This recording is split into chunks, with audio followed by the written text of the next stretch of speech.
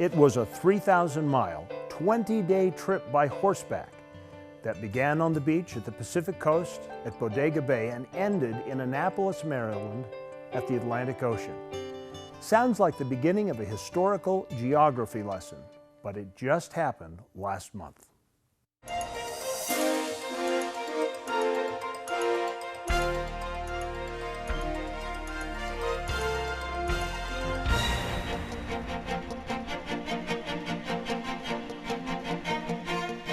Welcome to the County Seat. I'm your host, Chad Booth. Today on our program, we are going to take an in-depth look at the Grass March Cowboy Express ride. Now, you may remember back in the first part of October hearing about these riders from Nevada and other states passing through the Salt Lake Valley by horse. Well, the riders have returned home, and we thought it was a good opportunity to recount the journey, what they were riding for, and how do you go about making a transcontinental ride by horseback? And what was the reaction of the people encountered along the way? Many parts of the West have experienced drought conditions which are being blamed for a decrease in available resources for ranchers on public lands. BLM offices where drought is occurring are working with ranchers to implement temporary changes in grazing practices to protect the resources. In Nevada, there has been a voluntary reduction of more than 400,000 AUMs by ranchers, AUM being an animal unit month. 6 families graze cattle on a 332,000-acre area where they own all of the water and 56% of the land, called the Argenta allotment, on the BLM's Battle Mountain district. The problem being that the ownership of the land is checkerboarded, creating a scenario where reductions of AUMs and closures of allotments on federal land have forced the ranchers to remove cattle from 50,000 acres of their own private land. According to a BLM press release, the BLM Nevada attempted to work with the individuals who graze their cows on an area of public lands known as the Argenta allotment to develop a plan for reduced use that would correspond to the current drought conditions. When these cooperative efforts were rejected, the Bureau of Land Management was forced to temporarily prohibit grazing on the parts of the Argenta allotment that had already surpassed recommended use levels. Once their range is affected like that, taken away, it decreases the value of their ranches. Because without the range, what is a ranch? Especially out in the West, what is it? You don't have no place to graze your cattle. And you don't have enough water there to farm the land. While the BLM sees many of these changes as necessary, ranchers feel like they are slowly getting pushed off the land. I had to adjust. To be able to stay out on the range, you had to adjust. I guess kind of like staying in compliance with their regulations. You have to adjust, try to work with them. But when you do that, it's just pretty much, they're taking more and more from you. So it's just a way of, eventually they're gonna, run us out of there. They're just taking us off slowly, slow. The disappearance of livestock from the range isn't unique to Nevada. It's been a problem for ranchers in a number of western states, including Utah. Just in Utah alone, grazing has gone from 5.5 million animal pairs to down to 1.2 million over the last 30 years or so. We're losing our way of life. At the same time, we've got down in southern Utah, where the federal government is supposed to be managing wild horses and burros. They're so out of control, it's destroying the ecosystem, and their solution is to put our ranchers off the land so we can't produce food and provide economic benefit to the communities. This is mission critical serious, and so we've got good folks all across the nation that are writing that so that people can understand if we lose our Western way of life, we lose productivity for the whole nation. Grazing is just one traditional use of the public lands that federal land managers must account for under their mission to provide for multiple uses and sustained yield of resources. There are issues relating to wild horses, the possible listing of sage grouse as a threatened and endangered species, and a number of unique issues that we are faced with in the West. The root of the problem, some argue, is that the federal government controls so much of the land within the 12 western states. You know, what we're hearing all around the West is that under increasing federal control, access is being restricted to the public land, the health is diminished, and productivity is depressed. And our Western way of life is at stake. And so what we've got here is we've got a group of folks that are trying to protect their way of life, and to exemplify that, to highlight that, we've got a Cowboy Express ride from California to Washington, D.C. We're carrying a bunch of the legislation and resolutions from states and counties and groups from all over the West, all over the nation, carrying that back so that they understand if we don't, what's happening isn't working. On the Deep Creek Mountain Range just south of here, the BLM shut down 21 roads that we're trying to get open. If the sage-grouse gets on the endangered list, that's going to shut down a lot of industry, mining, grazing, all kinds of things in the western states. And what I've been telling people is if the sage-grouse gets listed, it's going to make the spotted owl look like a small incident, because this is going to involve all the western states, not just one. Elko County Commissioner and attorney for one of the ranching families affected, Grant Gerber, saw 3 solutions to the situation affecting grazers at Battle Mountain. They could, 1, accept it, 2, sue but would probably lose, or 3, use their First Amendment right. Today, the federal government is more and more denying Americans the inalienable rights to the fruits of their labor. And it is specifically affecting Nevada ranchers across the West, and we decided that we would ride to Washington and call it the Grass March to demonstrate the taking of the inalienable rights of Nevada ranchers. Our very nation was founded on the principles of liberty, property, and self-governance. And what we're finding is the more we get away from that, we get a federal government that's $18 trillion in debt. It's got to borrow $8 trillion a year just to roll over the debt and take on new debt every year. And now it's into military engagements all over the world.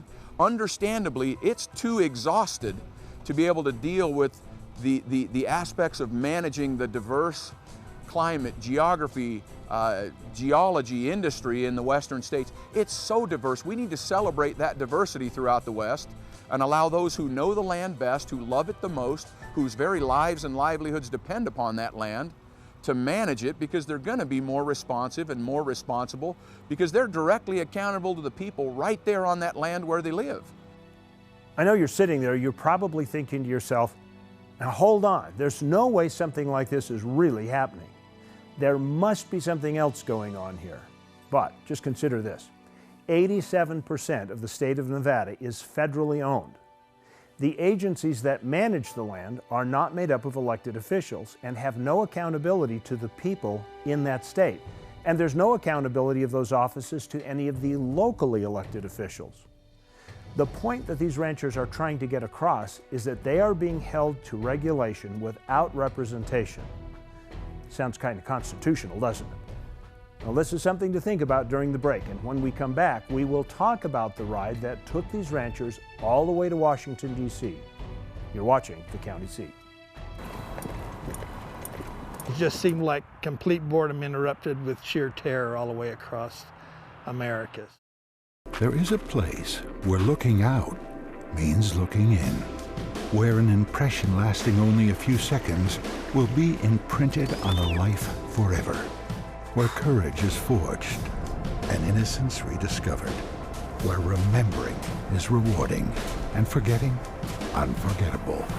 There is a place where truth is felt and where seeing is believing. There is a place.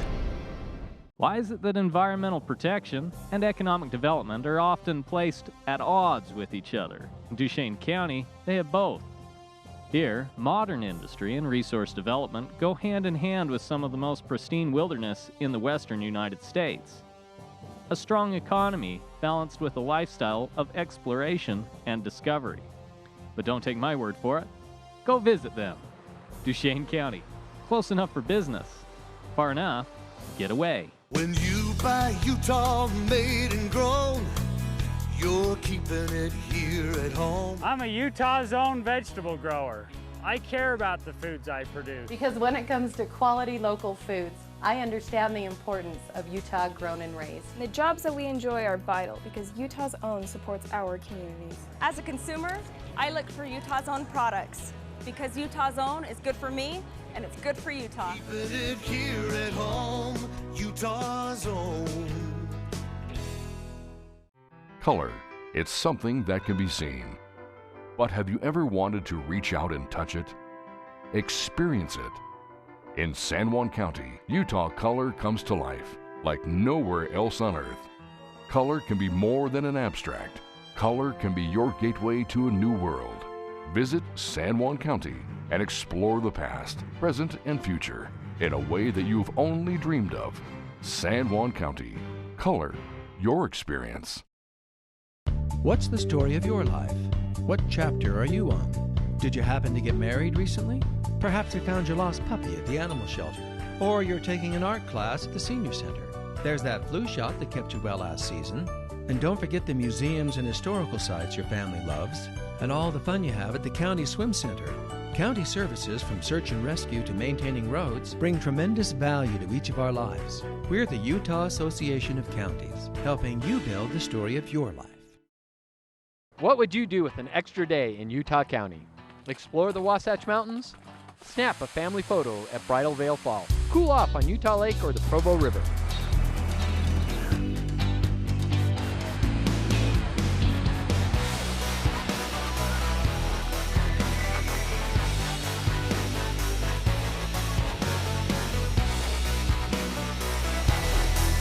No matter what you're searching for, you can find it in Utah Valley. Bring everyone together.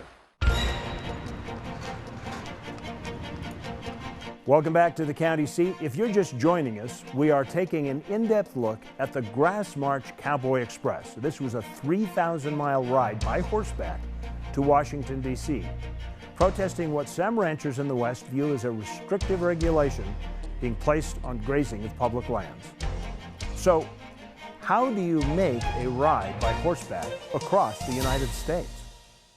When we decided to do this ride a couple of months ago, Bruce called me when he first heard about it and said, look, I'm so committed to this, I'll provide 10 cowboys and 20 horses, and we'll take it all the way. I've had a lot of experience in the past with wagon train reenactments and stuff, and I have a lot of horses and a lot of family members that know how to do this sort of thing, and we knew that we could be of assistance if they let us help them out a little bit. Riders from Utah met up at the Utah-Nevada border on October 1st, and the group handed off the mail pouch to Amy Pollock from Tooele to continue across the salt flats. We got to join the trip in Wendover and had a bunch of friends from Tooele County that helped us ride on that, which was really helpful to save our horses for the longer trip past Wyoming.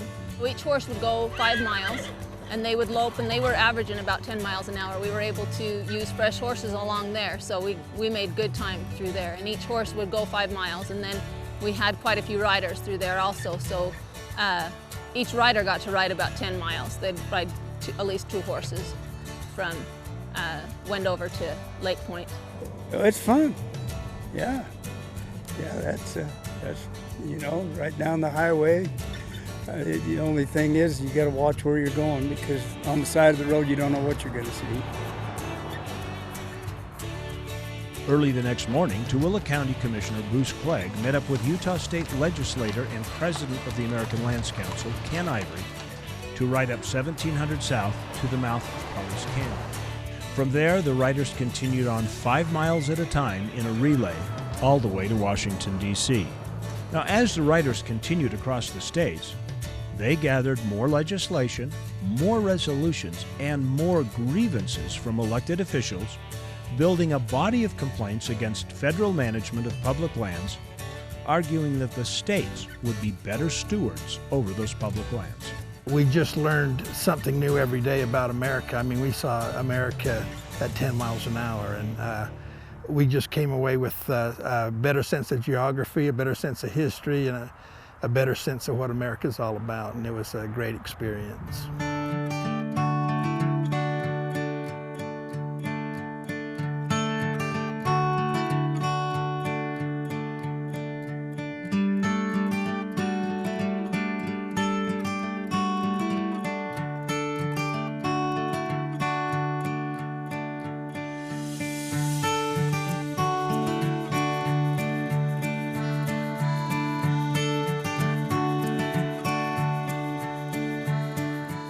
In Wyoming, we met people there from the independent Wyoming cattle growers, and they brought a bunch of horses in and helped us out through Wyoming, and we got through Wyoming pretty good, and all the western states let us ride their freeways, which is the straightest, smoothest place to go. We found out that traveling on the freeways was legal in Kansas if you didn't get caught. We just kept on going on side roads from there.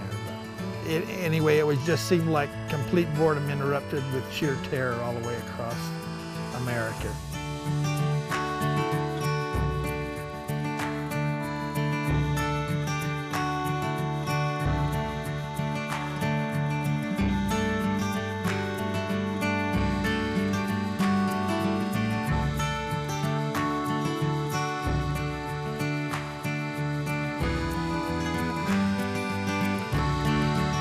I was surprised.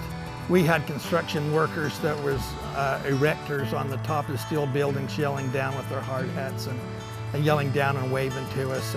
And Damar Dahl, who serves on our American Land Council with us, and he said that his daughter works in Washington, D.C. as an attorney, and she said that it was a big deal in Washington.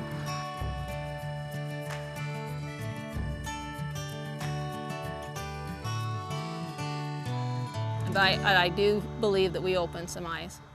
We got to cross over Francis Scott Key Bridge and take a 5-mile ride from there to the Capitol, and walking down on horseback as the police are stopping traffic for you and rerouting traffic for you, and people are hooping and hollering at you the whole time, excited. I know, I'm sure there were some that weren't excited for us being there, you know, because we're slowing down their commute to work, but most of them were way excited, and it was just an awesome feeling as you walk down Constitution Avenue towards the Capitol. It was overwhelming to think of all of the things that had happened in that area to make our country great. And this is just one more of those great things to make our country even better. To have the opportunity to voice our opinion the right way. This is probably the first time since our tribe has run on the range that they had the opportunity to, you know, to do something like this and hopefully be heard. So I thought it was a great thing, and you know, it's like I say, you know, if it helps, and I think a lot of us think that way, is that we rode this way. If it can help somebody, that's great. I hope it does.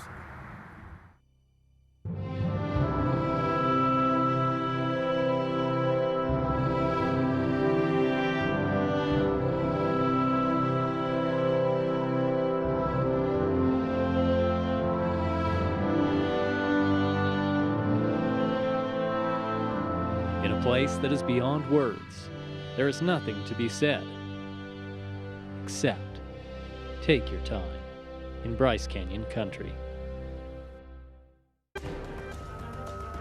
Kanab, base camp for your southern Utah adventures.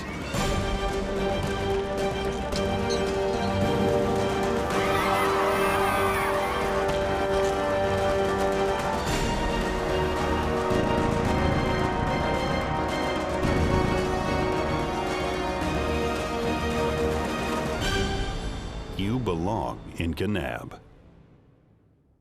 There are a couple great things about the Uinta Basin. One is it's still small, it's community. It makes you feel like when you go somewhere, you know everybody. When you know your neighbor and your neighbor knows you and you can trust each other, people look out for one another. I grew up in the Uinta Basin, and I think that it's a good place to raise a family. So we packed up our 3 kids, and here we came to Uinta County, and what a great place it was. It's not too big, it's not too small. And it has a lot to offer that you just don't get in the big city anymore. You go through the day-to-day repeating what you did yesterday.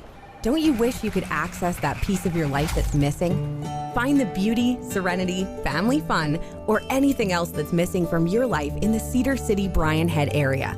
Gain access to your adventure, whether it's camping, hiking, the arts, festivals, or just a getaway. Visit cedarcityayl.com for details on all the adventures that you can access in scenic southern Utah. Planning your next conference or corporate event? The Davis Conference Center offers 70,000 square feet of flexible meeting and exhibit space, plus high-tech audio-visual services that will make your event a success. Whether you're planning a training, meeting, company retreat, wedding, or large convention, let the staff at the Davis Conference Center help you arrange your next event. Located east of I-15 in Layton, call 801-416-8888 or visit davisconferencecenter.com today. Let's be honest, you don't know much about Beaver County. Well, let me tell you about it. It's the birthplace of outlaw Butch Cassidy and inventor Philo T. Farnsworth. Some of the best skiing in Utah is at Eagle Point. You've got camping, Canyon Breeze Golf Course, Crusher in the Tushers, Beaver Territorial Courthouse, snowmobiling, renewable energy, Pioneer Car Show, Squeaky Cheese, ghost towns to explore, best water in the country, Paiute ATV trails, Old Frisco kilns, horse races, hunting, fishing, and it's a good place to live.